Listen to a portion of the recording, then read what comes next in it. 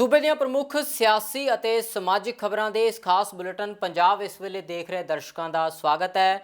ਮੈਂ ਹਾਂ ਜਗਦੀਸ਼ ਸੰਧੂ। ਬੁਲੇਟਿਨ ਦੀ ਸ਼ੁਰੂਆਤ ਕਰਦੇ ਹਾਂ सूबे ਦੀ ਸਭ ਤੋਂ ਵੱਡੀ ਖਬਰ ਦੇ ਨਾਲ। ਸੀਐਮ ਭਗਵੰਤ ਮਾਨ ਨੇ ਅੱਜ ਬਹੁਤ ਵੱਡਾ ਐਲਾਨ ਕੀਤਾ ਹੈ। ਖਾਸ ਤੌਰ ਤੇ ਪੰਜਾਬ ਦੇ ਵਿੱਚ ਪ੍ਰਾਈਵੇਟ ਸਕੂਲਾਂ ਨੂੰ ਲੈ ਕੇ ਸੀਐਮ ਨੇ ਐਲਾਨ ਕੀਤਾ ਹੈ ਕਿ ਪੰਜਾਬ 'ਚ ਪ੍ਰਾਈਵੇਟ ਸਕੂਲ ਹੁਣ ਆਪਣੀ ਮਨਮਰਜ਼ੀ ਮੁਤਾਬਿਕ ਫੀਸਾਂ ਨਹੀਂ ਵਧਾ ਸਕਣਗੇ। उन्होंने कहा कि इस समैसटर दे विच कोई भी प्राइवेट स्कूल फीसां दे विच वाधा नहीं करेगा। सोशल मीडिया ते लोकां नूं संबोधन करदे उन्होंने कहा है कि फीस वधाउण दी पॉलिसी ते सरकार काम करेगी। बच्चों के मापियां ते स्कूलों के नाल बैठ के चर्चा की जाएगी तो उस तो बाद फीस वधाउण नूं लैके फैसला किया जाएगा।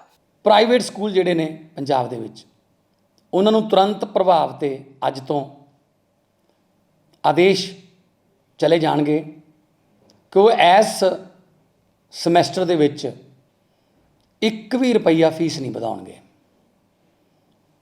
फीस की जिहड़ी पॉलिसी है वधाउण दी पॉलिसी है उहदे बारे असीं आउण वाले दिनां 'च तुहानूं सारी विस्तार सहित जानकारी देवांगे, डिटेल देवांगे।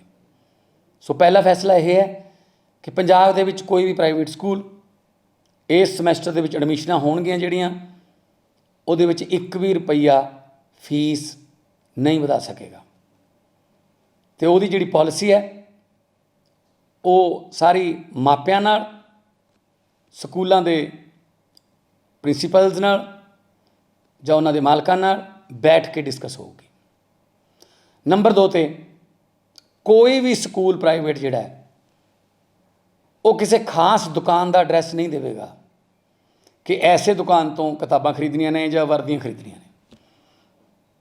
घट्टो घट्ट उस इलाके दियां सारियां किताबां दियां दुकानां, डिपेंड्स कि उस पापूलेशन कितनी है, उस हल्के दी, उस इलाके दी आबादी कितनी है। जे 5 दुकानां ने तो 5 के एड्रैस देने पैणगे, 10 ने, 20 ने, 25 ने, 30 ने। ये मापियां ते निर्भर है कि उन्होंने जिथों भी सही लगता उत्थों वो खरीद लैन।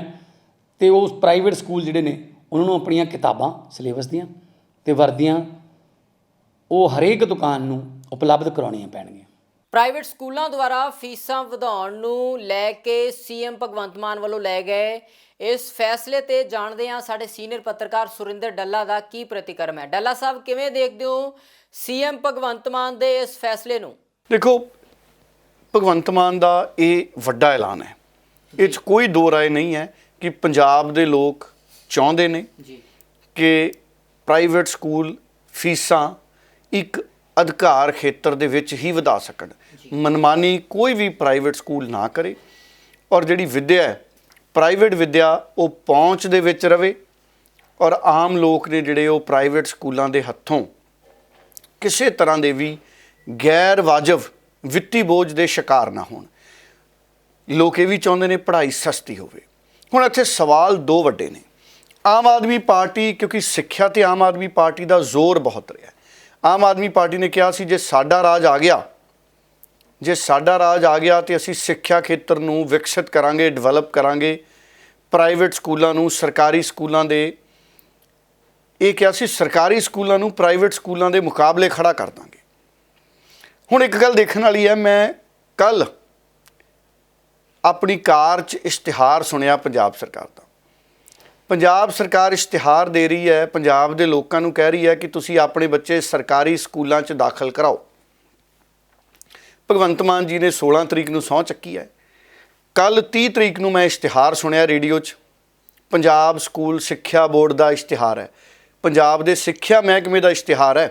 सो मैनू ये लगता है कि आम आदमी पार्टी की सरकार भी नरेंद्र मोदी की सरकार की तरह इश्तिहारां ते जोर देगी। सो सौं चुकदे ही आम आदमी पार्टी ने सरकारी स्कूलों च दाखले का इश्तिहार देता। ये दो गल्लां मेरी समझ पैंदियां ने। एक गल तां ये समझ पैंदी है कि पंजाब के सरकारी स्कूलों च पढ़िया जा सकता है। जे पंजाब की सरकार इश्तिहार दे रही है भी पंजाब के सरकारी स्कूलों च दाखले लो, ਇਹਦਾ मतलब है कि सरकारी स्कूलों च पढ़िया जा सकता है। ਇਹਦਾ मतलब है पंजाब के सरकारी स्कूलों की हालत उन्नी खराब नहीं है जिन्ना दावा आम आदमी पार्टी के लीडर करते सी चोणां तो पहला। अगर वो ਇਹ ਮੰਨਦੇ ਸੀ ਵੀ ਪੰਜਾਬ ਦੇ ਸਰਕਾਰੀ ਸਕੂਲਾਂ ਦੀ ਹਾਲਤ ਬਹੁਤ ਖਸਤਾ ਹੈ, ਪੜ੍ਹਨ ਯੋਗ ਨਹੀਂ ਹੈ, ਫਿਰ ਪਹਿਲਾਂ ਉਹ ਸਕੂਲਾਂ ਨੂੰ ਠੀਕ ਕਰਦੇ, ਨਵੇਂ ਅਧਿਆਪਕਾਂ ਦੀ ਭਰਤੀ ਕਰਦੇ, ਉੱਥੇ ਬੈਂਚ ਨਵੇਂ ਲੱਗਦੇ। ਅੱਜ ਕੱਲ੍ਹ ਟਾਟ ਤਾਂ ਨਹੀਂ ਹੋਣੇ, ਮੈਂ ਤਾਂ ਟਾਟ ਵਾਲੇ ਸਕੂਲ 'ਚ ਵੀ ਪੜ੍ਹਿਆ। ਉੱਥੇ ਜੋ ਵੀ ਜ਼ਰੂਰੀ ਬੰਦੋਬਸਤ ਨੇ, ਬਿਜਲੀ ਦਾ, ਵਾਸ਼ਰੂਮ ਦਾ, ਹੈ ਜੀ, ਉਹ ਸਾਰੇ ਇੰਤਜ਼ਾਮ ਕਰਦੇ ਅਤੇ ਪੰਜਾਬ ਦੇ ਲੋਕਾਂ ਨੂੰ ਦਿਖਾਉਂਦੇ ਵੀ ਆਹ ਦੇਖੋ ਜੀ ਕਿੰਨੇ ਅਸੀਂ ਪੰਜਾਬ ਦੇ ਸਰਕਾਰੀ ਸਕੂਲਾਂ 'ਚ ਬਦਲਾਅ ਕਰਤੇ, ਅਤੇ ਫਿਰ ਇਸ਼ਤਿਹਾਰ ਦਿੰਦੇ। देखो जी, मानयोग सीएम साहब ने एक ऑर्डर पास किया है और ऑर्डर विच उन्होंने या तो लीगल एडवाइस नहीं लीती, क्योंकि एक पंजाब फी रेगुलेशन एक्ट बनया हुआ है। कोई भी गवर्नमेंट आती है, जो एक्ट्स है गवर्नमेंट के बनाए हुए एक्ट्स है, इन्हों मूव नहीं कर सकते, इस तो कितने होर नहीं जा सकते, बिकॉज सुप्रीम कोर्ट की जजमेंट तो बाद, हाई कोर्ट की जजमेंट तो बाद एक्ट्स बने थे उन रैफरेंस तो बाद। ਹੁਣ ਇਹ ਜਿਹੜੇ 8% ਫੀਸ ਹੈ, ਦੇਖੋ ਪ੍ਰਾਈਵੇਟ ਸਕੂਲ ਇੱਕ ਸੈਸ਼ਨ ਤੋਂ ਇੱਕ ਸਾਲ ਤੋਂ ਬਾਅਦ ਅਗਲੇ ਸਾਲ 8% ਤੋਂ ਵੱਧ ਫੀਸ ਨਹੀਂ ਵਧਾ ਸਕਦਾ, ਇਹ ਲਾਅ ਹੈ, ਸੈਟਲਡ ਲਾਅ ਹੈ। ਪਰ 8% ਤੇ ਵਧਾਉਣ ਦਾ ਉਹਨਾਂ ਦਾ ਹੱਕ ਹੈ, ਕਿਉਂਕਿ ਹਰ ਸਾਲ ਖਰਚਾ ਵੱਧਦਾ ਹੈ, ਹਰ ਸਾਲ ਚੀਜ਼ਾਂ ਮਹਿੰਗੀਆਂ ਹੋ ਰਹੀਆਂ ਨੇ। ਉਹਦੇ ਵਿੱਚ ਉਹ ਪ੍ਰਾਈਵੇਟ ਸਕੂਲ ਜਿਨ੍ਹਾਂ ਦੇ ਖਰਚੇ ਵੱਧਦੇ ਨੇ, ਸੈਲਰੀਜ਼ ਵਧਾਉਣੀਆਂ ਪੈਂਦੀਆਂ ਨੇ, ਉਹ ਸਭ ਦੇ ਵਾਸਤੇ ਹੀ 8% ਦੀ ਪ੍ਰੋਵੀਜ਼ਨ ਦਿੱਤੀ ਗਈ ਹੈ। ਇਹਦੇ ਵਿੱਚ ਮਾਨ ਸਾਹਿਬ ਦਾ ਇਹ ਸਟੇਟਮੈਂਟ ਦੇਣਾ ਕਿ दैट इज़ लिटिल इनएप्रोप्रीएट कि वो लॉ के खिलाफ, लॉ के बिल्कुल कॉन्ट्रेरी जाता है। जी दूसरी स्टेटमेंट वो कहते हैं कि यूनीफॉर्म्स अलग अलग दुकानों तो लैन वास्ते, ਉਹਦੇ ਵਾਸਤੇ ਅਸੀਂ ਵੀ ਕਹਿੰਦੇ ਕਿ ਅਸੀਂ ਕਿਸੇ ਦੁਕਾਨ ਨੂੰ ਆਥੋਰਾਈਜ਼ ਹੀ ਨਹੀਂ ਕਰਦੇ। ਅਸੀਂ ਤਾਂ ਜਨਰਲੀ ਬੱਚਿਆਂ ਨੂੰ ਇਹ ਫਾਰਮੈਟ ਤੇ ਲਿਸਟ ਆਫ ਦੇ ਦਿੰਦੇ ਆ ਬੁੱਕਸ ਦਾ, ਇਹ ਬੁੱਕਸ ਦੀ ਲਿਸਟ ਹੈਗੀ, ਤੁਸੀਂ ਜਿੱਥੋਂ ਮਰਜ਼ੀ ਲੈ ਕੇ ਆਓ, ਪਰ ਬੁੱਕ ਇਹੀ ਹੋਣੀ ਚਾਹੀਦੀ ਹੈ। ਇਹਦੇ ਵਾਸਤੇ ਤਾਂ ਅਸੀਂ ਸਾਡੇ ਕੋਲ ਪੂਰੀ ਪਾਵਰਸ ਹੈ, ਪਰ ਇਹ ਹੈਗਾ ਕਿ ਅਸੀਂ ਕਿਸੇ ਸ਼ਾਪ ਦੇ ਬਾਰੇ ਰੈਫਰ ਨਹੀਂ ਕਰਦੇ, ਕੋਈ ਕਿਤਾਬਾਂ ਵਾਸਤੇ ਕੋਈ ਦੁਕਾਨ ਰੈਫਰ ਨਹੀਂ ਕਰਦੇ। ਉਹ ਜਨਰਲੀ ਅਗਰ ਇਹਨਾਂ ਨੇ ਕਿਹਾ ਵੀ ਹੈ ਤੇ ਵੀ ਅਸੀਂ ਉਹਨੂੰ ਕੋਈ ਆਬਜੈਕਸ਼ਨ ਨਹੀਂ ਹੈ ਸਾਨੂੰ ਉਹਦੇ ਉੱਪਰ। ਬਟ ਹਾਂ, ਜਿਹੜਾ ਫੀਸ ਨਾ ਵਧਾਉਣ ਦਾ ਹੈਗਾ, ਡੈਫੀਨੇਟਲੀ ਅਗਰ ਇਹੋ ਜਿਹੀ ਕੋਈ ਪਾਲਿਸੀ ਬਣਦੀ ਹੈ, ਇਹੋ ਜਿਹਾ ਕੋਈ ਲਾਅ ਅਗਰ ਇਹਨਾਂ ਦੀ ਕੋਈ ਨੋਟੀਫਿਕੇਸ਼ਨ ਆਉਂਦੀ ਹੈ, ਤੇ ਸਾਨੂੰ ਡੈਫੀਨੇਟਲੀ ਕੋਰਟ ਜਾਣਾ ਪਏਗਾ ਉਹਨੂੰ ਚੈਲੰਜ ਕਰਨਗੇ। ਨਹੀਂ, ਸਕੂਲ ਇਸ ਚੀਜ਼ ਨੂੰ ਬਿਲਕੁਲ ਐਕਸੈਪਟ ਨਹੀਂ ਕਰਨਗੇ। ਜਦੋਂ ਲਾਅ ਸਾਡੀ ਫੇਵਰ 'ਚ ਹੈਗਾ, ਲਾਅ ਸਾਨੂੰ ਇੱਕ ਐਕਟ ਸਾਨੂੰ ਪ੍ਰੋਵਾਈਡ ਕਰਦਾ ਹੈ, ਸਕੂਲ ਇਸ ਚੀਜ਼ ਨੂੰ ਕਿਉਂ ਐਕਸੈਪਟ ਕਰਨਗੇ? ਫੀਸ ਵਧਾਉਣ ਦਾ ਸਾਨੂੰ ਇੱਕ ਪ੍ਰੋਵੀਜ਼ਨ ਦਿੱਤੀ ਗਈ ਹੈ, ਤਾਂ ਸਕੂਲ ਇਸ ਚੀਜ਼ ਨੂੰ ਬਿਲਕੁਲ ਐਕਸੈਪਟ ਨਹੀਂ ਕਰਨਗੇ। ਔਰ ਬਿਲਕੁਲ ਤੇ ਈਵਨ ਕੁਝ ਐਸੋਸੀਏਸ਼ਨ ਤੋਂ ਰਿਕਮੈਂਡੇਸ਼ਨ ਹੈਗੀ ਹੈ ਕਿ ਅਸੀਂ ਇਸਨੂੰ ਚੈਲੰਜ ਵੀ ਕਰਾਂਗੇ। ਅਗਰ ਇਹੋ ਜਿਹਾ ਕੋਈ ਲਾਅ ਆਉਂਦਾ ਹੈ ਤੇ ਅਗਰ ਉਹ ਇਲੀਗਲ ਲਾਅ ਹੈ, ਅਗਰ contrary to the previous law, ਅਸੀਂ ਉਹਨੂੰ ਚੈਲੰਜ ਕਰਾਂਗੇ। ਕੈਬਨਿਟ ਮੰਤਰੀ ਮੀਤ ਹੇਅਰ ਬਰਨਾਲਾ ਪਹੁੰਚੇ, ਜਿੱਥੇ ਉਹਨਾਂ ਨੇ ਇੱਕ ਖੇਡ ਸਮਾਗਮ ਦੇ ਵਿੱਚ ਸ਼ਮੂਲੀਅਤ ਕੀਤੀ ਅਤੇ ਇਸ ਮੌਕੇ ਖਿਡਾਰੀਆਂ ਦੀ ਹੌਸਲਾ ਅਫਜ਼ਾਈ ਵੀ ਕੀਤੀ। ਇਸ ਮੌਕੇ ਮੀਡੀਆ ਨਾਲ ਗੱਲਬਾਤ ਕਰਦਿਆਂ ਮੀਤ ਹੇਅਰ ਨੇ ਕਿਹਾ ਕਿ ਸੂਬਾ ਸਰਕਾਰ ਪੰਜਾਬ ਦੇ ਲੋਕਾਂ ਦੇ ਨਾਲ ਕੀਤੇ ਆਪਣੇ ਵਾਅਦੇ ਜ਼ਰੂਰ ਪੂਰੇ ਕਰੇਗੀ। ਉਹਨਾਂ ਕਿਹਾ ਕਿ ਪੰਜਾਬ ਦੇ ਸਾਰੇ ਮਸਲਿਆਂ ਦਾ ਜਲਦ ਹੱਲ ਕਰਨ ਦੀ ਕੋਸ਼ਿਸ਼ ਪੰਜਾਬ ਸਰਕਾਰ ਵੱਲੋਂ ਕੀਤੀ ਜਾਵੇਗੀ। ਅੱਜ ਮੈਂ ਇੱਥੇ ਖਿਡਾਰੀਆਂ ਨੂੰ, ਪੰਜਾਬ ਦੇ ਬੱਚੇ ਆ ਜਿਹੜੇ ਸਾਡੇ ਸਕੂਲ ਦੇ, ਕਾਲਜ ਦੇ, ਉਹਨਾਂ ਦੇ ਨੂੰ ਵੀ ਰੂਬਰੂ ਹੋਇਆ ਤੇ ਇਹੀ ਮੈਂ ਉਹਨਾਂ ਨੂੰ ਸਾਰਿਆਂ ਨੂੰ ਵਿਸ਼ਵਾਸ ਦਿਵਾਇਆ ਕਿ ਜਿਹੜੀ ਲੋਕਾਂ ਨੇ ਪੰਜਾਬ ਦੇ ਭਲੇ ਲਈ ਜਿਹੜੀ ਨਵੀਂ ਸਰਕਾਰ ਹੈ ਜਿਹੜੀ ਚੁਣੀ ਹੈ, ਉਹ ਹਮੇਸ਼ਾ ਪੰਜਾਬ ਦੇ ਜਿਹੜੇ ਹੱਕ ਦੇ ਫੈਸਲੇ ਆ, ਜਿਹੜੇ ਸਟੂਡੈਂਟ ਦੇ ਹੱਕ ਦੇ ਫੈਸਲੇ ਆ, ਜਿਹੜੇ ਜਵਾਨਾਂ ਦੇ ਹੱਕ ਦੇ ਫੈਸਲੇ ਆ, ਜਿਹੜੇ ਖਿਡਾਰੀਆਂ ਦੇ ਹੱਕ ਦੇ ਫੈਸਲੇ ਆ, ਜੋ ਵੀ ਮੇਰੇ ਕੋਲ ਡਿਪਾਰਟਮੈਂਟ ਹੈ, ਅੱਛੇ ਫੈਸਲੇ ਹੋਣਗੇ ਤੇ ਖਿਡਾਰੀਆਂ ਦੀ, ਪੰਜਾਬ ਦੀ ਬਿਹਤਰੀ ਲਈ ਜਿਹੜੇ ਆ ਉਹ ਹੋਣਗੇ। ਪਾਲਿਸੀ ਜਿਹੜੀਆਂ ਬਣ ਗਈਆਂ ਉਹ ਨੀਚੇ ਤੋਂ, ਗਰਾਊਂਡ ਤੋਂ ਪੁੱਛ ਕੇ, ਚਾਹੇ ਉਹ ਟੀਚਰ ਸਾਹਿਬਾਨ ਹੈ, ਚਾਹੇ ਬੱਚੇ ਆ, ਚਾਹੇ ਖਿਡਾਰੀ ਹੈ, ਚਾਹੇ ਸਕੂਲ ਐਜੂਕੇਸ਼ਨ ਹੋਵੇ, ਚਾਹੇ ਉਚੇਰੀ ਸਿੱਖਿਆ ਹੋਵੇ, ਹਾਇਰ ਐਜੂਕੇਸ਼ਨ ਹੋਵੇ, ਚਾਹੇ ਸਪੋਰਟਸ ਹੋਵੇ, ਸਾਰੀ ਜਿਹੜੀਆਂ ਪਾਲਿਸੀਜ਼ ਆ ਉਹ ਨੀਚੇ ਤੋਂ ਪੁੱਛ ਕੇ ਬਣ ਗਈਆਂ। ਪਰ ਐਜੂਕੇਸ਼ਨ ਐਂਡ ਸਪੋਰਟਸ ਨੂੰ ਪੂਰੇ ਹਿੰਦੁਸਤਾਨ 'ਚੋਂ ਜਿਹੜੇ ਦੋਨਾਂ ਨੂੰ ਜਿਹੜੀ ਬਿਹਤਰ ਬਣਾਉਣ ਦੀ ਜਿਹੜੀ ਕੋਸ਼ਿਸ਼ ਹੈ ਉਹ ਸਾਡੀ 100% ਰਹੂਗੀ। ਪਰ ਇਹਦੇ ਵਿੱਚ ਸਾਨੂੰ ਸਾਰੇ ਜਿਹੜੇ ਟੀਚਰ ਸਾਹਿਬਾਨ ਨੇ, ਜਿਹੜੇ ਜਿੰਨੀਆਂ ਵੀ ਮੈਨੇਜਮੈਂਟਸ ਹੈ, ਜਿਹੜੇ ਪ੍ਰਿੰਸੀਪਲ ਸਾਹਿਬਾਨ ਨੇ, ਸਰਕਾਰੀ ਟੀਚਰ ਹੈ, ਬੱਚੇ ਹੈ, ਖਿਡਾਰੀ ਹੈ, ਸਾਨੂੰ ਸਾਰਿਆਂ ਦੀ ਸਪੋਰਟ ਦੀ ਬੜੀ ਜ਼ਰੂਰਤ ਹੈ। ਦੇਖੋ ਜੀ, ਚੈਲੰਜਿੰਗ ਤਾਂ ਦੇਖੋ ਜਿਹੜੇ ਮੈਨੂੰ ਸਾਰੇ ਡਿਪਾਰਟਮੈਂਟ ਮਿਲੇ ਆ ਸਾਰੇ ਹੀ ਹੈ ਨਾ। ਚਲੋ ਕੋਈ ਨਹੀਂ, ਅਸੀਂ ਦਿੱਲੀ ਵੀ ਸਾਡੇ ਲਈ ਸਾਰਾ ਕੁਝ ਚੈਲੰਜਿੰਗ ਸੀ, ਪਰ ਅਸੀਂ ਉਹ ਚੈਲੰਜ ਐਕਸੈਪਟ ਕੀਤੇ ਤੇ ਜਿਹੜੀ ਲੁੱਟ ਖਸੁੱਟ ਲੋਕਾਂ ਦੀ ਹੁੰਦੀ ਸੀ ਉਹ ਬੰਦ ਵੀ ਕਰਵਾਈ ਹੈ ਨਾ। ਤੇ ਪੰਜਾਬ ਦੇ ਵਿੱਚ ਵੀ ਲੋਕ ਸਾਡੇ ਤੋਂ ਇਹੀ ਉਮੀਦ ਹੈ ਜਿਹੜੀ ਉਹ ਕਰਦੇ ਆ। ਇੱਥੇ ਵੀ ਅਸੀਂ ਜਿਹੜੇ ਸਰਕਾਰੀ ਤੰਤਰ ਹੈ ਜਿਹੜਾ ਉਹਨੂੰ ਮਜ਼ਬੂਤ ਕਰਨ ਦੇ ਲਈ ਅਸੀਂ ਚੱਲੇ ਹੋਵਾਂਗੇ, ਚਾਹੇ ਉਹ ਸਰਕਾਰੀ ਸਕੂਲ ਹੈ, ਚਾਹੇ ਹੌਸਪੀਟਲ ਹੈ, ਜਿੱਥੇ ਲੋਕਾਂ ਨੂੰ ਜਿਹੜੀਆਂ ਸਹੂਲਤਾਂ ਨੇ ਉਹ ਮਿਲ ਸਕਣ। ਸੋ ਇੱਥੇ ਵੀ ਪੰਜਾਬ ਦੇ ਵਿੱਚ ਕਰਾਂਗੇ। ਤੁਹਾਨੂੰ ਥੋੜ੍ਹਾ ਸਮਾਂ ਦਿਓ, ਹਜੇ ਪਾਲਿਸੀ ਜਿਹੜੀਆਂ ਉਹ ਬਣਨੀਆਂ ਨੇ, ਜਦੋਂ ਬਣ ਗਈਆਂ ਫਿਰ ਉਹਨਾਂ 'ਚ ਕੋਈ ਕਮੀ ਪੇਸ਼ੀ ਹੋਈ ਫਿਰ ਸਾਨੂੰ ਦੱਸੋ। ਲੋਕ ਸਭਾ ਤੋਂ MP doctor Amar Singh Azad media ਦੇ ਰੂਬਰੂ ਹੋਏ। ਇਸ ਮੌਕੇ ਕੇਂਦਰ ਸਰਕਾਰ ਦੇ ਪੰਜਾਬ ਬਾਰੇ ਲਏ ਤਤਕਾਲੀ ਫੈਸਲਿਆਂ ਦੇ ਉੱਪਰ ਉਹਨਾਂ ਨੇ ਆਪਣਾ ਪ੍ਰਤੀਕਰਮ ਦਿੱਤਾ। ਡਾਕਟਰ ਅਮਰ ਸਿੰਘ ਆਜ਼ਾਦ ਨੇ ਕਿਹਾ ਕਿ ਕੇਂਦਰ ਸਰਕਾਰ ਪੰਜਾਬ ਦੇ ਮਾਮਲੇ ਦੇ ਵਿੱਚ ਪੁਨਰਗਠਨ ਐਕਟ ਦੀ ਉਲੰਘਣਾ ਕਰ ਰਹੀ ਹੈ। ਇਸ ਮੌਕੇ BBMB ਦੇ ਮੁੱਦੇ ਤੇ ਲਏ ਫੈਸਲੇ ਦਾ ਕੇਂਦਰ ਸਰਕਾਰ ਦਾ ਉਹਨਾਂ ਨੇ ਵਿਰੋਧ ਕੀਤਾ ਹੈ। ਉਹਨਾਂ ਕਿਹਾ ਕਿ ਕੇਂਦਰ ਸਰਕਾਰ ਇੱਕ ਤਰਫਾ ਫੈਸਲੇ ਨਾ ਲਵੇ ਅਤੇ ਸੂਬਾ ਸਰਕਾਰਾਂ ਦੀ ਸਲਾਹ ਦੇ ਨਾਲ ਹੀ ਕੋਈ ਫੈਸਲਾ ਲਵੇ। ਪੰਜਾਬ ਬਾਰੇ ਇੱਕ ਤਰਫਾ ਫੈਸਲਾ ਕਿਉਂ ਲੈ ਰਹੇ ਹੋ? ਇਸ ਤਰ੍ਹਾਂ ਕਿਉਂ ਕਰ ਰਹੇ ਹੋ ਕਿ ਪੰਜਾਬ 'ਚ ਇਹ ਲੱਗੇ ਕਿ ਪੰਜਾਬ ਦੀ ਕੋਈ ਸੁਣਵਾਈ ਨਹੀਂ ਹੈ ਕੇਂਦਰ ਸਰਕਾਰ ਦੇ ਸਾਹਮਣੇ।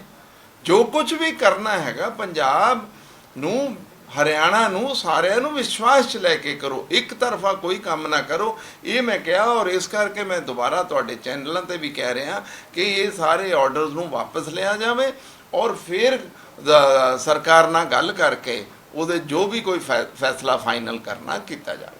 ਨਹੀਂ ਤੇ ਮੈਂ ਤਾਂ ਕਹਿ ਰਿਹਾ ਨਾ ਕਿ ਪੰਜਾਬ ਗਵਰਨਮੈਂਟ ਔਰ ਹਰਿਆਣਾ ਗਵਰਨਮੈਂਟ ਦੇ ਰੂਲਸ ਲੱਗਦੇ ਆ, ਉੱਥੇ ਉਹਨਾਂ ਨਾਲ ਵਿਸ਼ਵਾਸ ਲੈ ਕੇ ਕਰ ਲਓ। ਪੰਜਾਬ ਗਵਰਨਮੈਂਟ ਕਰਮਚਾਰੀਆਂ ਦੇ ਹਿੱਤਾਂ ਦੇ ਖਿਲਾਫ ਕਿਵੇਂ ਬੋਲੇਗੀ? ਲੇਕਿਨ ਵਿਸ਼ਵਾਸ ਤਾਂ ਲੈ ਲਓ। ਤੁਸੀਂ ਤਾਂ ਸਾਰੇ ਕੰਮ ਇੱਕ ਤਰਫਾ ਕਰਦੇ ਹੋ। ਜਿਹੜਾ ਗਿਲਾ ਹੈ ਸਾਨੂੰ, ਉਹ ਇੱਕ ਤਰਫਾ ਫੈਸਲੇ ਲੈਣ ਤੇ ਆ। ਤੁਸੀਂ ਵਿਸ਼ਵਾਸ 'ਚ ਲੈ ਕੇ ਕਰੋ, ਵਿਸ਼ਵਾਸ 'ਚ ਲੈ ਲਓ। ਹੋ ਸਕਦਾ ਉਹ ਸਹਿਮਤ ਹੋ ਜਾਣ ਕਿ ਕੋਈ ਉਹਦੇ 'ਚ ਇਫਸ ਐਂਡ ਬਟਸ ਲਗਾ ਕੇ ਕਿ ਹਾਂ ਇਸ ਤਰ੍ਹਾਂ ਕਰਕੇ ਇਹਦਾ ਫੈਸਲਾ ਹੋ ਜਾਏ, ਉਸ ਤਰੀਕੇ 'ਚ ਕਰ ਲਓ।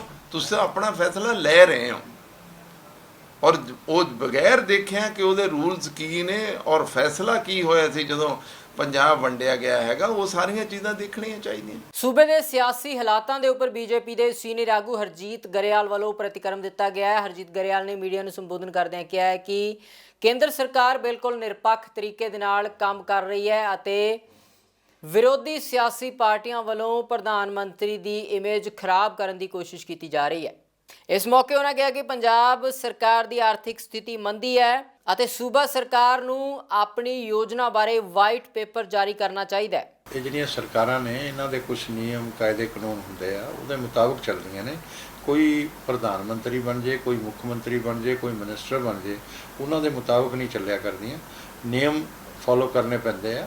ਇਹਦੇ 'ਚ ਜਿਹੜਾ ਰੂਰਲ ਡਿਵੈਲਪਮੈਂਟ ਫੰਡ ਦਾ 6000 ਕਰੋੜ ਰੁਪਇਆ ਪਿਛਲੀ ਸਰਕਾਰ ਨੇ ਡਾਈਵਰਟ ਕਰਕੇ ਕਿਸਾਨਾਂ ਨੂੰ ਕਰਜ਼ਾ ਮੁਕਤ ਕਰਨ ਲਈ ਕੀਤਾ, ਉਹਨਾਂ ਨੇ ਦਿੱਤਾ।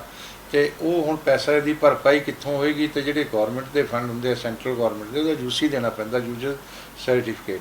ਉਹ ਇਹਨਾਂ ਨੇ ਨਹੀਂ ਦਿੱਤਾ। ਜਦੋਂ ਤੱਕ ਇਹ ਨਹੀਂ ਦੇਣਗੇ, ਜਿਸ ਤਰ੍ਹਾਂ ਪਹਿਲਾਂ 30,000 ਕਰੋੜ ਸੀਗਾ CCL ਲਿਮਿਟ ਦਾ, ਉਹ ਇਹਨਾਂ ਨੇ ਉਸ ਵੇਲੇ ਕੀ ਕੀਤਾ ਕਿ ਉਸ ਸਰਕਾਰ ਨੇ ਆ ਕੇ ਉਹਨੂੰ ਕਨਵਰਟ ਕਰਵਾ ਲਿਆ ਕੇਂਦਰ ਕੋਲੋਂ, ਫਾਈਨਾਂਸ ਮਿਨਿਸਟਰ ਨੂੰ ਮਿਲ ਕੇ, ਕਿ ਲੋਨ 'ਚ ਕਨਵਰਟ ਕਰ ਦਿਓ। ਤੇ ਪੰਜਾਬ ਸਰਕਾਰ ਤੇ ਉਹ ਕਰਜ਼ਾ ਚੜ ਗਿਆ। ਇਸੇ ਤਰ੍ਹਾਂ ਹੀ ਵੀ ਇਹਨਾਂ ਨੂੰ ਕੁਛ ਨਾ ਕੁਛ ਇਸ ਤਰ੍ਹਾਂ ਕਰਵਾਉਣਾ ਪੈਣਾ, ਜਿਹੜਾ ਕੇਂਦਰ ਦੇ ਖਿਲਾਫ ਇੱਕ ਸਾਜ਼ਿਸ਼ ਅਧੀਨ ਬੋਲਦੇ ਰਹਿੰਦੇ ਆ। ਪ੍ਰਧਾਨ ਮੰਤਰੀ ਦਾ ਚਿਹਰਾ ਖਰਾਬ ਕਰਨ ਲਈ ਜੋ ਕੇਜਰੀਵਾਲ ਜੀ ਦੀ ਇੱਕ ਟੈਕਨੀਕ ਆ, ਉਸ ਤਰੀਕੇ ਨਾਲ ਬੋਲਦੇ ਆ।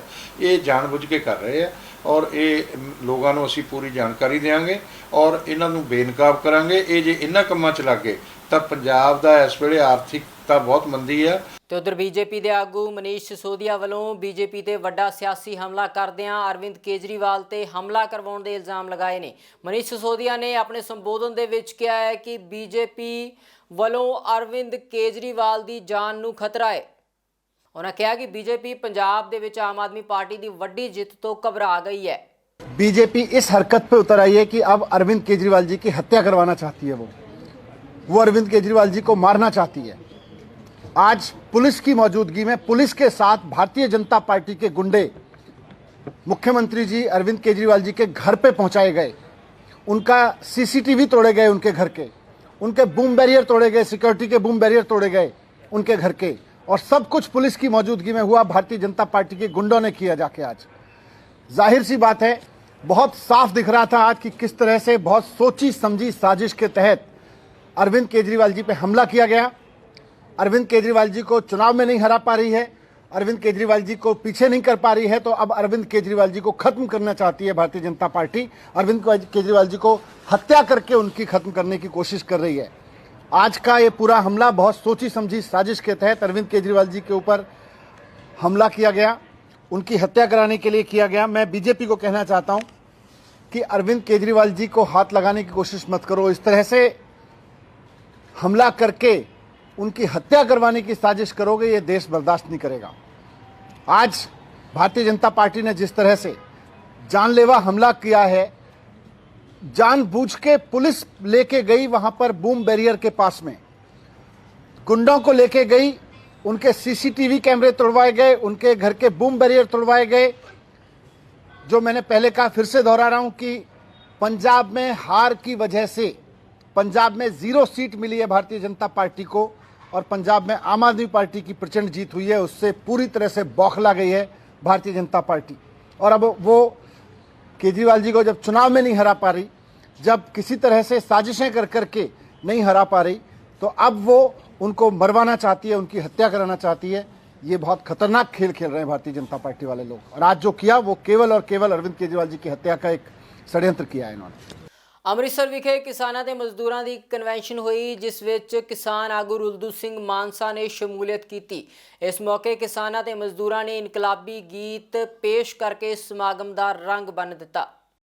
ਅਸੀਂ ਇੱਕ ਤਾਂ ਸਾਡਾ ਅਸੂਲ ਆ ਵੀ ਅਸੀਂ ਮਹੀਨੇ ਦੇ ਮਹੀਨੇ ਮੀਟਿੰਗ ਕਰਦੇ ਹਾਂ। ਸਾਡੀਆਂ ਸਾਰੀਆਂ ਜਥੇਬੰਦੀਆਂ ਅਸੂਲ ਹੈ, ਸਟੇਟ ਪੱਧਰ ਦੀ, ਫਿਰ ਜ਼ਿਲ੍ਹੇ ਪੱਧਰ ਦੀ, ਫਿਰ ਬਲਾਕਾਂ ਪੱਧਰ ਦੀ, ਫਿਰ ਛਮਾਹੀ ਸਾਲ ਬਾਅਦ ਕਨਵੈਨਸ਼ਨ ਕਰਦੇ ਹਾਂ। ਜਿਵੇਂ ਅੱਜ ਕਿਸਾਨਾਂ ਤੇ ਮਜ਼ਦੂਰਾਂ ਦੀ ਅਸੀਂ ਰੱਖੀ ਹੈ ਵੀ ਗਾਹਾਂ ਜਥੇਬੰਦੀਆਂ ਕਿਵੇਂ ਵਧਾਉਣੀਆਂ, ਕਿਵੇਂ ਕੰਮ ਚਲਾਉਣਾ, ਕਿਵੇਂ ਕਰਨਾ ਹੈ, ਕਿਵੇਂ ਜਥੇਬੰਦੀ ਵਾਸਤੇ ਕਣਕ ਇਕੱਠੀ ਕਰਦੇ ਉਹਦੇ ਬਾਰੇ ਸਾਰਾ ਕੁਝ ਅੱਜ ਸਮਝਾਵਾਂਗੇ।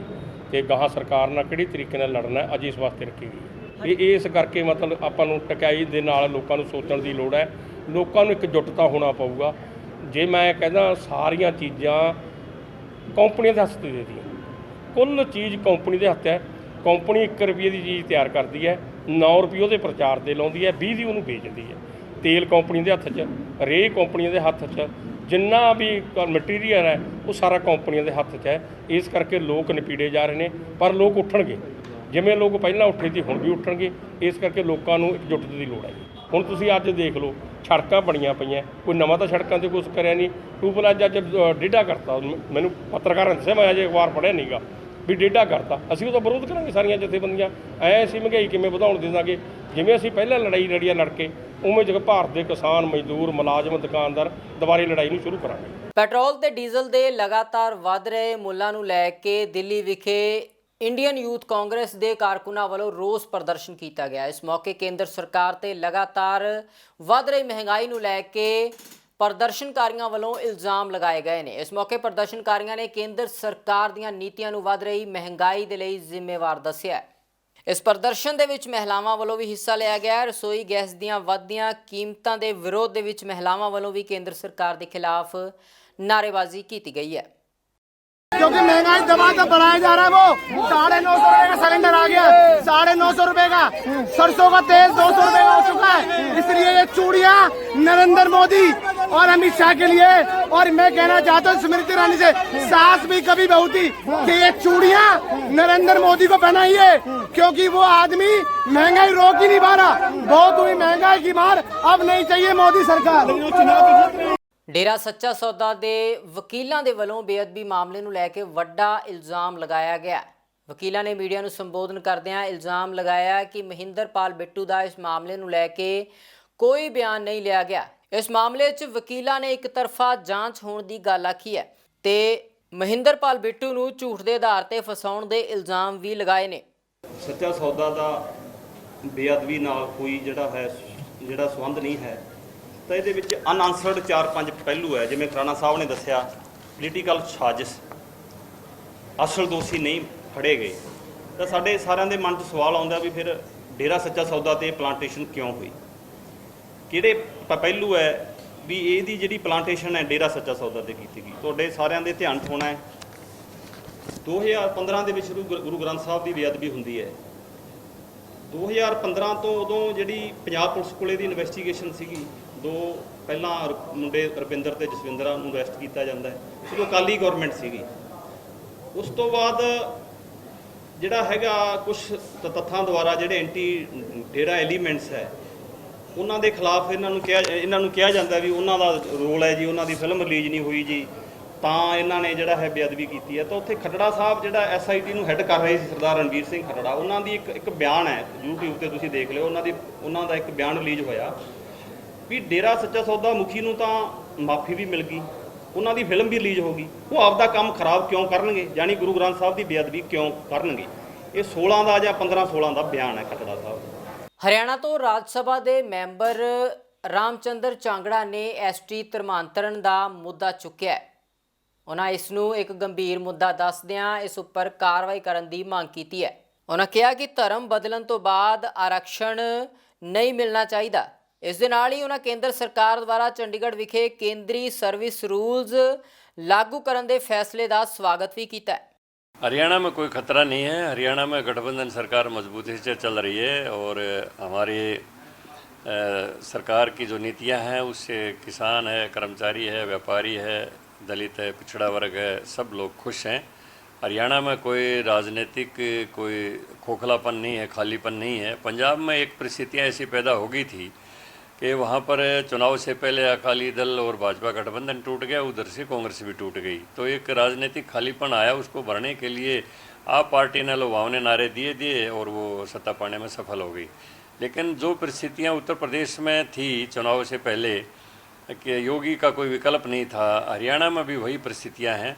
उत्तर प्रदेश में चुनाव से पहले जो लोग धड़ाधड़ कांग्रेस वो बीजेपी छोड़ के गए, स्वामी प्रसाद मौर्य, ईटीसी वगैरह, वो गए सपा में, उनको जमानतें जब्त लोगों ने करवा दी, उनको कुछ नहीं मिला वहाँ पर। तो हरियाणा में भी ऐसा कुछ नहीं है, कोई रेजेंटमेंट नहीं है हमारी सरकार में और पूरी तरह से एकजुट होकर गठबंधन सरकार चल रही है। सब वर्ग इससे खुश हैं।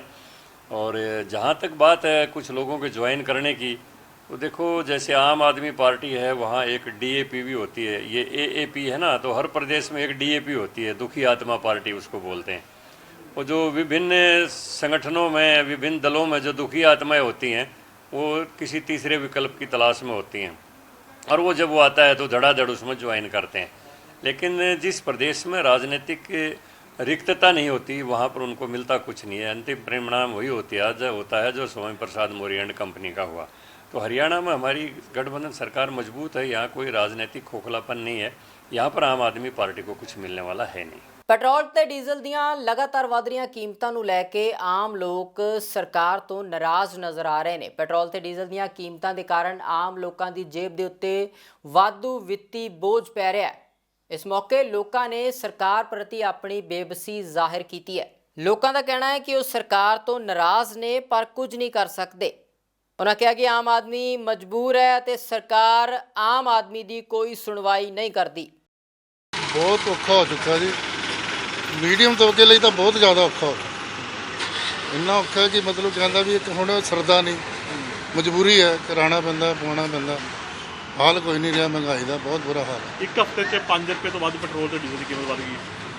ਆਹ 5 ਕੀ 25 ਰੁਪਏ ਵੀ ਵਧਾਉਂਦੇ ਰਹੇ ਨੇ, ਤੁਹਾਡੇ ਸਾਹਮਣੇ ਹੀ ਆ ਕਿੰਨਾ ਵਧਿਆ। ਤੇ ਮੈਂ ਜਦੋਂ ਚਲਾਉਣਾ ਸ਼ੁਰੂ ਕੀਤਾ ਐਕਟਿਵਾ ਸਕੂਟਰ, ਉਦੋਂ 3.5 ਰੁਪਏ ਲੀਟਰ ਤੇਲ ਸੀ। ਅੱਜ ਤੁਸੀਂ ਦੇਖ ਲਓ 100 ਤੋਂ ਉੱਪਰ ਜਾ ਕੇ। ਰਸੋਈ ਗੈਸ ਦੀ ਕੀਮਤ ਵੀ ਵੱਧ ਚੁੱਕੀ ਹੈ 50 ਰੁਪਏ। ਸਾਰਿਆਂ ਪਾਸੇ ਇਹੀ ਹਾਲ ਹੈ ਜੀ, ਦਾਲ ਸਬਜ਼ੀ ਦੇਖ ਲਓ, ਜਿਹੜੀ ਚੀਜ਼ ਦੇਖ ਲਓ ਸਭ ਦਾ ਇਹੀ ਹਾਲ ਹੈ, ਕਿਸੇ ਪਾਸੇ ਵੀ ਹੈ। ਮਹਿੰਗਾਈ ਦਾ ਤਾਂ ਬੁਰਾ ਹਾਲ ਹੋ ਚੁੱਕਾ। ਜਿੱਥੇ ਬੰਦੇ ਨੂੰ 5000 ਵੱਧਦਾ ਸੀਗਾ ਉੱਥੇ ਬੰਦੇ ਨੂੰ 2000 ਵੱਧ ਰਿਹਾ ਵਾ ਮਹੀਨੇ ਦਾ ਜੀ। ਇਹ ਫਰਕ ਸੇਵਿੰਗ ਖਤਮ ਹੋ ਰਹੀ ਹੈ। ਸੇਵਿੰਗ ਖਤਮ ਹੋ ਰਹੀ ਹੈ ਜੀ। ਕਿਸ ਤਰ੍ਹਾਂ ਦੇਖਦੇ ਹੋ ਲਗਾਤਾਰ ਮਹਿੰਗਾਈ ਵੱਧ ਰਹੀ ਹੈ, ਰਸੋਈ ਗੈਸ ਦੀ ਕੀਮਤਾਂ ਵੱਧ ਚੁੱਕੀਆਂ ਨੇ? ਯਾਰ ਇਹ ਤਾਂ ਰੂਟੀਨ ਚੱਲੀ ਆ ਰਹੀ, ਹੁਣ ਕੀ ਕਹੀਏ, ਹੁਣ ਕੀ ਕਮੈਂਟਸ ਦਈਏ। ਜਦੋਂ ਤੇ ਬੰਦਾ ਬੈਠਾ ਕਮੈਂਟ ਸੁਣਨ ਵਾਲਾ ਹੀ ਨਹੀਂ ਹੈਗਾ ਤਾਂ ਵੱਡੀ ਦਫਾ ਸੇ ਐਨੀਥਿੰਗ। ਕੋਈ ਤੇ ਸੁਣਾਈ ਹੋਵੇ, ਕੋਈ ਕਹਿ ਸੁਣਨ ਵਾਲਾ ਹੋਵੇ, ਉਹ ਤੇ ਕੋਈ ਐਕਸ਼ਨ ਹੁੰਦਾ ਹੋਵੇ ਫਿਰ ਤਾਂ ਕਮੈਂਟ ਕਰੀਏ, ਅਦਰਵਾਈਜ਼ ਤਾਂ ਫਿਰ ਆਪਣੇ ਆਪ ਨੂੰ ਸਕਰੀਨ 'ਤੇ ਜਾ ਕੇ ਬਦਨਾਮੀ ਕਰਾਉਣਾ ਹੁੰਦਾ ਹੈਗਾ। ਉਧਰ ਐਸਜੀਪੀਸੀ ਮੈਂਬਰ ਅਮਰੀਕ ਸਿੰਘ ਨੇ ਸ਼੍ਰੀ ਅਕਾਲ ਤਖ਼ਤ ਸਾਹਿਬ ਨੂੰ ਇੱਕ ਮੰਗ ਪੱਤਰ ਦਿੱਤਾ ਹੈ ਅਤੇ ਪ੍ਰਕਾਸ਼ ਸਿੰਘ ਬਾਦਲ ਤੋਂ ਫਖਰੇ ਕੌਮ ਦਾ ਖਿਤਾਬ ਵਾਪਸ ਲੈਣ ਦੀ ਮੰਗ ਕੀਤੀ ਹੈ। ਮੰਗ ਪੱਤਰ ਦੇਣ ਤੋਂ ਬਾਅਦ ਮੀਡੀਆ ਨੂੰ ਸੰਬੋਧਨ ਕਰਦਿਆਂ ਉਹਨਾਂ ਕਿਹਾ ਹੈ ਕਿ ਵਿਧਾਨ ਸਭਾ ਦੇ ਵਿੱਚ ਸ਼੍ਰੋਮਣੀ ਅਕਾਲੀ ਦਲ ਦੀ ਹਾਰ ਦਾ ਕਾਰਨ ਬਾਦਲ ਪਰਿਵਾਰ ਹੈ। ਇਸ ਮੌਕੇ ਉਹਨਾਂ ਬਾਦਲ ਪਰਿਵਾਰ ਦੇ ਉੱਪਰ ਹੋਰ ਵੀ ਵੱਡੇ ਸਿਆਸੀ ਇਲਜ਼ਾਮ ਲਗਾਏ ਨੇ। ਮੈਂ ਅਮਰੀਕ ਸਿੰਘ ਸ਼ਾਹਪੁਰ, ਮੈਂਬਰ ਸ਼੍ਰੋਮਣੀ ਕਮੇਟੀ ਹਲਕਾ ਡੇਰਾ ਬਾਬਾ ਨਾਨਕ, ਆਪਣੇ ਸਾਥੀਆਂ ਸਮੇਤ ਅਸੀਂ ਅਕਾਲ ਤਖ਼ਤ ਸਾਹਿਬ ਦੇ ਜਥੇਦਾਰ ਨੂੰ ਇੱਕ ਮੰਗ ਪੱਤਰ ਦੇ ਕੇ ਆਏ ਹਾਂ, ਜਿਹਦੇ ਵਿੱਚ ਅਸੀਂ ਮੰਗ ਕੀਤੀ ਆ ਕਿ ਸਿੰਘ ਸਾਹਿਬ ਤੁਸੀਂ 10 ਅਪ੍ਰੈਲ ਨੂੰ ਜਿਹੜੇ ਪੰਜਾਬ ਵਿਧਾਨ ਸਭਾ ਦੇ ਨਤੀਜੇ ਆਏ ਜਿਨ੍ਹਾਂ ਵਿੱਚ ਬਾਦਲ ਦਲ ਦੀ ਸ਼ਰਮਨਾਕ ਹਾਰ ਹੋਈ ਤੇ ਉਸ ਤੋਂ ਬਾਅਦ ਤੁਹਾਡਾ ਬਿਆਨ ਆਇਆ ਕਿ ਸ਼੍ਰੋਮਣੀ ਅਕਾਲੀ ਦਲ ਦਾ ਖਤਮ ਹੋਣਾ ਕੌਮ ਲਈ ਘਾਤਕ ਆ ਤੇ ਸਾਰੀਆਂ ਧਿਰਾਂ ਨੂੰ ਇੱਕ ਥਾਂ ਇਕੱਠਿਆ ਹੋਣਾ ਚਾਹੀਦਾ। ਤਾਂ ਅਸੀਂ ਉਹਨਾਂ ਨੂੰ ਇਹ ਬੇਨਤੀ ਕੀਤੀ ਆ ਕਿ ਸਿੰਘ ਸਾਹਿਬ ਜੀ ਇਹ ਖਾਤਮਾ ਅਕਾਲੀ ਦਲ ਦਾ ਹੋਇਆ ਕਿਉਂ? ਅੱਜ ਅਸੀਂ ਇਕੱਠੇ ਕਰਨ ਦੀ ਗੱਲ ਤੇ ਕਰਦੇ ਹਾਂ। ਜਿਹੜੀ ਧਿਰ ਲੰਬੇ ਸਮੇਂ ਤੋਂ ਇੱਥੇ ਕਾਬਜ਼ ਆ, ਜਿਹਦੇ ਕਰਕੇ ਸ਼੍ਰੋਮਣੀ ਅਕਾਲੀ ਦਲ ਦੀ ਇਹ ਸ਼ਰਮਨਾਕ ਹਾਰ ਹੋਈ ਆ, ਇਹ ਹੋਈ ਕਿਉਂ? ਇਹਦਾ ਮੰਥਨ ਕੀਤਾ ਜਾਵੇ। ਜਿਸ ਧਿਰ ਨੇ ਅੱਜ ਪੰਜਾਬੀਆਂ ਨੇ, ਸਿੱਖਾਂ ਨੇ ਇਹਨਾਂ ਨੂੰ ਇੱਕ ਮੱਤ ਦੇਤੀ ਆ ਵੀ ਤੁਸੀਂ ਨਾ ਤੇ ਤੁਹਾਡੇ ਮਨ 'ਚ ਗੁਰੂ ਗ੍ਰੰਥ ਸਾਹਿਬ ਦੀ ਉਹ ਕਦਰਿਆ, ਨਾ ਤੁਸੀਂ ਤਖਤ ਸਾਹਿਬ ਦੀ ਕੋਈ ਮਾਣ ਮਰਜ਼ਾਦਾ ਤੁਸੀਂ ਸਮਝਦੇ ਹੋ? ਕਦੀ ਇਸ ਤਰ੍ਹਾਂ ਹੋਇਆ ਕਿ ਸਿੰਘ ਸਾਹਿਬਾਨ ਨੂੰ ਸਰਦਾਰ ਪ੍ਰਕਾਸ਼ ਸਿੰਘ ਬਾਦਲ ਆਪਣੀ ਸਰਕਾਰੀ ਕੋਠੀ ਵਿੱਚ ਸੱਦ ਕੇ ਨਹੀਂ ਤੇ ਡਿਮਾਂਡ ਕੀ ਕੀਤੀ, ਕਿਹੜੇ ਕਿਤਾਬ ਦੀ ਵਾਪਸ ਦੀ ਗੱਲ ਆਖੀ ਹੈ? ਅਸੀਂ ਮੰਗ ਕੀਤੀ ਆ ਵੀ ਤਾਂ ਸ਼੍ਰੋਮਣੀ ਅਕਾਲੀ ਦਲ ਇਕੱਠਾ ਹੋਊਗਾ, ਜਿਹੜੇ ਦੋਸ਼ੀ ਆ ਉਹਨਾਂ ਨੂੰ ਪਹਿਲਾਂ ਸਜ਼ਾਵਾਂ ਦਿੱਤੀਆਂ ਜਿਨ੍ਹਾਂ ਕਰਕੇ ਸ਼੍ਰੋਮਣੀ ਅਕਾਲੀ ਦਲ ਦੀ ਇਹ ਹਾਲਾਤ ਹੋਏ ਨੇ, ਤੇ ਜਿਹੜਾ ਅਕਾਲ ਤਖਤ ਸਾਹਿਬ ਤੋਂ ਇਹਨੂੰ ਫਕਰੇ ਕੌਮ ਦਾ ਇੱਕ ਅਵਾਰਡ ਦਿੱਤਾ ਗਿਆ ਸੀ, ਸਨਮਾਨ ਦਿੱਤਾ ਗਿਆ ਸੀ, ਉਹਨੂੰ ਵਾਪਸ ਲਿਆ ਜਾਵੇ, ਕਿਉਂਕਿ ਇਹਨੇ ਪ੍ਰਕਾਸ਼ ਸਿੰਘ ਬਾਦਲ ਦੇ ਪਰਿਵਾਰ ਕਰਕੇ ਇਹਦੀ ਜੁਗਲੀ ਕਰਕੇ ਆ ਹਾਲਤ ਹੋਈ ਸ਼੍ਰੋਮਣੀ ਅਕਾਲੀ ਦਲ ਦੀ। ਤੇ ਉਹਨਾਂ ਨੇ ਕੀ ਕਿਹਾ? ਉਹਨਾਂ ਨੇ ਉਹ ਹੁਣ ਵੇਖੋ ਤੇ ਕੀ ਕਾਰਵਾਈ ਕਰਦੇ। ਦੂਜਾ ਅਸੀਂ ਪੀਟੀਸੀ ਲਿਖਿਆ ਹੈ, ਪੀਟੀਸੀ ਚੈਨਲ ਦੇ ਜਿਹੜਾ ਤੁਹਾਡੇ ਸਾਹਮਣੇ ਸੈਕਸ ਸਕੰਡਲ ਆਇਆ ਤੇ ਉਹ ਉਸੇ ਚੈਨਲ ਤੋਂ ਕੀਰਤਨ ਦਾ ਪ੍ਰਸਾਰਣ ਹੋ ਰਿਹਾ ਹੈ, ਤੇ ਉਹ ਅਸੀਂ ਸਿੰਘ ਸਾਹਿਬ ਨੂੰ ਕਿਹਾ ਵੀ ਇਹ ਫੌਰਨ ਇਹਨੂੰ ਬੰਦ ਕੀਤਾ ਜਾਵੇ, ਇਹਦੇ ਕੋਲ ਬਦਲਵੇਂ ਪ੍ਰਬੰਧ ਕੀਤੇ ਜਾਣ, ਕਿਉਂਕਿ ਇਹਦੇ ਨਾਲ ਜਿਹੜੀ ਰਹਿੰਦੀ ਕਹਿੰਦੀ ਕਸਰਿਆ ਬਾਦਲ ਪਰਿਵਾਰ ਦੀ ਹੋਰ ਨਿਕਲ ਜਾਊਗੀ। ਸੂਬੇ ਦੀਆਂ ਪ੍ਰਮੁੱਖ ਸਿਆਸੀ ਅਤੇ ਸਮਾਜਿਕ ਖਬਰਾਂ ਦੇ ਇਸ ਖਾਸ ਬੁਲੇਟਿਨ ਦੇ ਵਿੱਚ ਫਿਲਹਾਲ ਇੰਨਾ ਹੀ। ਹੁਣ ਮੈਨੂੰ ਦਿਓ ਇਜਾਜ਼ਤ। ਬਹੁਤ ਬਹੁਤ ਧੰਨਵਾਦ।